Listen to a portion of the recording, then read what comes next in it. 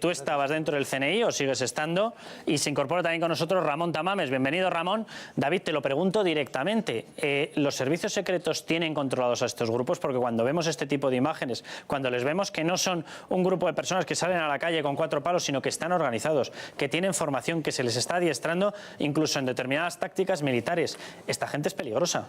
Sí, lo que pasa es que este es un tema más policial que de un servicio de inteligencia. No obstante, si de vez en cuando se hace algún informe sobre las actividades de estos grupos, cuando hay un interés estratégico por ellos. Pero normalmente son, digamos, un interés más policial que otra cosa. De todas formas, este vídeo es una muestra muy pequeña de lo que ocurre. Realmente, tanto en el enfrentamiento, digamos, cuerpo a cuerpo, muchas veces en las manifestaciones, dónde situarse, dónde esconder armas, qué tácticas hay que utilizar. Es decir, todo esto lo preparan de antemano, es algo perfectamente conocido. Es decir, que tienen una formación y tienen una preparación propia de guerrilla urbana. No estamos hablando de un grupo de gamberros. Sí, efectivamente. O sea, en muchos casos existe una preparación.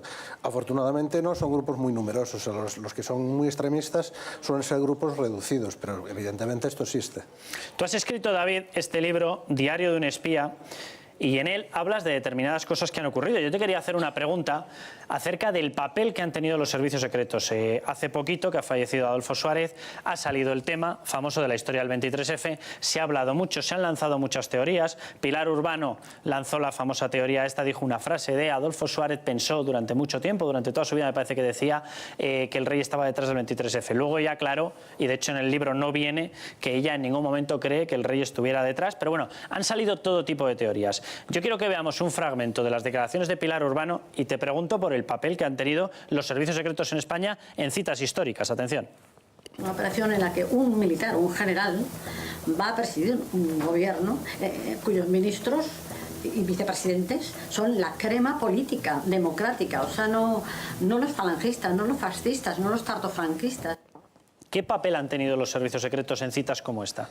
Bueno, yo de aquella era un poquito joven, la verdad es que no puedo dar un testimonio directo, ni mucho menos, pero un poco por lo que me han comentado, desde luego el Servicio de Inteligencia Español en aquellos tiempos no tenía absolutamente nada que ver con lo que ocurre actualmente, es decir, desde la creación del CNI existe un marco legal que antes no existía, entonces estaba, por así decirlo, un poco todo a barbecho, ¿no? Sin duda alguna han tenido una influencia grande y tenía que estar bastante al corriente de lo que ocurría en aquel momento. ¿Qué pasa? Que, como digo, era algo que no existía un marco legal y por lo tanto cada uno, pues según los intereses que podía tener, pues actuaba de una manera o de otra. Ramón, que tú sí que te tocó vivirlo en primerísima persona. Vamos a ver, yo creo que los servicios secretos muchas veces interfieren de manera inadecuada. En principio tendrían que ser servicios de inteligencia, que es el nombre que se le dio por primera vez en Inglaterra, para saber qué está pasando en temas muy relacionados con la seguridad del Estado y de los ciudadanos. Pero en España, concretamente, cuando era el CSIC, no el Centro Nacional de Inteligencia, que es como se llama ahora, el CSIC, en relación con el 23F, fueron casi los organizadores del 23F, porque al fin y al cabo el jefe de operaciones especiales, el señor Cortina, es el padre de la criatura que se llama Operación de Gaulle. Es decir, pensando el año 58 en Francia, en un momento difícil, que hace falta una personalidad muy fuerte para sustituir a un gobierno elegido democráticamente, pues se piensa en de Gaulle. En España se piensa que también el año 81, que la situación está muy difícil, hay un gobierno democráticamente elegido, pero se establece la idea de retirarlo de la circulación y poner a otro que no ha sido elegido ni cosa parecida y que al final tendrá un nombre que será Armada, será otro. O sea que yo creo que los servicios secretos, en vez de servicios secretos, han sido instigadores prácticamente un golpe de Estado. Se llame como se llame. Otra cosa es que eso se supiera de forma más o menos directa y adecuada. Por ejemplo, yo creo que Suárez no estaba perfectamente al corriente de toda esta operación hasta que en un momento dado se dio perfectamente cuenta de lo que se estaba preparando. y ya era muy tarde porque prácticamente había dimitido de la presidencia del gobierno. Tú comentabas, David, que dices que ahora ya con el nuevo marco legal, con el marco del CNI, que ya no tienen ese tipo de comportamiento, etcétera. Pero en estos momentos, ¿se hacen espionajes? Utilizo la palabra que tú le llamas en el libro Diario de un espía. ¿Se hacen espionajes a políticos? ¿Se hacen espionajes a periodistas? ¿Se hacen espionajes a jueces? Fuera de España. ¿Fuera de España exclusivamente? Claro, porque dentro de España hace falta una autorización judicial. Otra cosa es que, bueno, el CNI tiene su propio juez que normalmente la concede. Se supone que existe pues una causa justificada, ¿no? Entonces, una cosa es que pidas el pinchazo de una persona que pueda tener un interés porque es un terrorista, etcétera, etcétera. No tiene mucho sentido que pidan a un periodista, salvo que sea un periodista que tenga una actividad secundaria, por así decirlo. Ahora bien, todos los servicios de inteligencia fuera del país, estamos hablando, por ejemplo, de países vecinos y demás, pues no solamente pueden, sino que deben, evidentemente, espiar a los... Lo que pasa... Jaime. Hombre, a mí lo de respetar el marco legal me parece estupendo, como bien comprenderá, pero no hace tanto tiempo que en este país los propios servicios secretos, esos que dice que tienen prohibido, salvo mandato judicial, investigar, espiar, seguir el rastro de todos, habían seguido hasta el rastro de hasta el primero de los españoles. Y esto, el rey. Es decir, aquí hace prácticamente 16 años todo el mismo estaba bajo el ojo escrutador de los servicios secretos, incluido su majestad el rey. ¿Han cambiado tanto las cosas? Sí, han cambiado mucho las cosas, precisamente porque es que el problema que existía antes es que no se sabía, no había un límite, o sea, estaba un poco difuso, ¿no?, la situación. ¿A quién puedo seguir? ¿A quién no puedo seguir? ¿A quién le puedo pinchar el teléfono? Entonces, pues antes, digamos, pues sí, o sea, yo no sé si lo hacían o no, evidentemente. Hombre, pero claro, sí, evidentemente, antes era factible, por lo que me han contado, que uno sacase un maletín y escuchara las conversaciones de cualquiera, porque en principio estaba todo un poco en el aire, por así decirlo, y a partir de que se crea el CNI, pues eso ya no es así.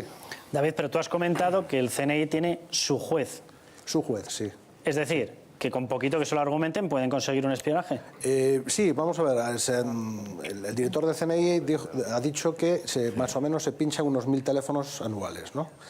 No hay cifras de cuántas autorizaciones se piden y cuántas se deniegan. Lo que sí hay cifras, por ejemplo, en Estados Unidos, que ahí es todo mucho más transparente en este sentido, de que más o menos unas 45.000 solicitudes se han denegado 17, ¿no? Entonces, más o menos se entiende que vamos a ver, el papel del juez no es dificultar, digamos, al servicio de inteligencia, sino un poco poner un orden, es decir, que no sea una solicitud que sea absolutamente absurda. Dejadme que veamos, bueno, Ramón, te voy a dar la palabra y luego vamos a ver un caso curiosísimo, porque siguiendo el CNI una pista, resulta que llega a un señor, ellos están investigando una cuestión de trata de inmigrantes, y resulta que acaban llegando a un señor que trabaja en comisiones obreras. Nos va a contar el caso ahora. Pero Ramón, dime. Lo que quería decir es, a propósito de lo que acabamos de oír, efectivamente, hace unos 15 años hubo una especie de escaneo general de todas las comunicaciones electromagnéticas, telefónicas, etcétera, y el resultado fue que apareció incluso el rey. Eso está claro. Y aquello fue un escándalo, porque no tenían ninguna razón para investigar a la mayoría de la gente y no había orden judicial para ello. Y sobre todo yo creo que hay que recordar también la Operación Galaxia, que fue el precedente del 23F, que nunca se relaciona y al fin y al cabo son los mismos protagonistas casi, pues no hubo posibilidad de reunir prueba suficiente por el CSIC para empapelar a los culpables. Y la muestra es que Tejero, que estuvo inculpado en esa operación de Galaxia, pues quedó libre para la siguiente actividad, por decirlo de la forma más adecuada. Yo creo que hoy el CNI es otra cosa y tiene un jefe que merece mis respetos. Pero también hay que pensar, ¿para qué sirve un CNI hoy? Pues un CNI sirve para operaciones incluso de inteligencia económica. ¿Qué pasa? ¿Cómo se va a dar la licencia, o por así decirlo, cómo se va a resolver la licitación del Meca Medina, del ferrocarril, o del Canal de Panamá, o del Metro de Lima? Y todo eso son ya cuestiones de inteligencia económica también, que tienen mucha importancia, porque si se sabe cómo están actuando unos y otros, se tiene posibilidad mejor de vencer.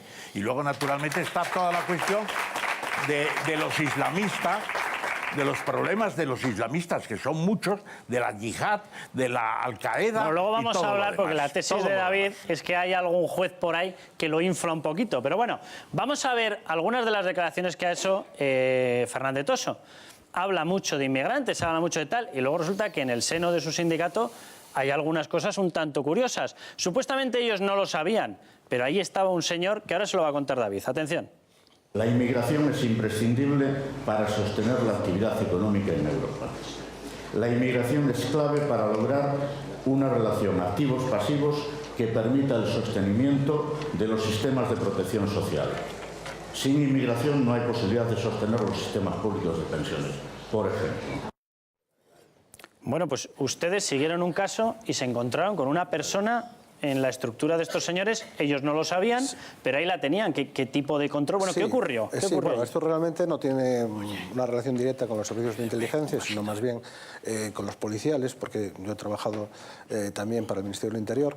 En este caso lo que ocurrió fue que, bueno, que había, digamos, el máximo exponente de ayuda al inmigrante que existía en Galicia, que era un señor que se llamaba El Omari, que era miembro de comisiones obreras, pero no, más que miembro, era prácticamente el que manejaba todo lo que es el asesoramiento, etcétera, etcétera, no solo de inmigrantes, sino también de empresas. Es decir, curiosamente, se había convertido en una especie de mediador con empresas, es decir, que las empresas acudían a comisiones obreras a buscar, pues eso, trabajadores, ¿no? Era una cosa así un poco... Un intermediario, por decirlo de alguna manera. Sí, era una cosa un poco curiosa, porque es una intermediación empresarial que no se entendía muy bien. Bueno, lo que ocurrió fue que este señor tenía un negocio en la sombra, un negocio paralelo, que consistía, presuntamente, en traer inmigrantes cobrándoles, o sea, de forma ilegal. Una mafia, vamos. Sí, una mafia, es decir, mediante unos empresarios que le daban unas ofertas de trabajo que eran ficticias, o por lo menos no se adecuaban a la realidad, sino se aprovechaba un poco de los huecos que había en el sistema y les cobraba pues 6.000, 7.000, 8.000 euros. Sí, y entonces, por lo menos en la causa hay 14, realmente hubo muchos más, pero no están ahí porque no quisieron denunciar. Este señor está condenado a día de hoy a 4 años de cárcel, ha recorrido ante el Supremo y bueno, vamos a ver lo que ocurre. Y digamos, la responsabilidad civil subsidiaria de esta gente que ha pagado, pues la han condenado comisiones obreras. Bueno, pues a la vuelta nos vamos a ir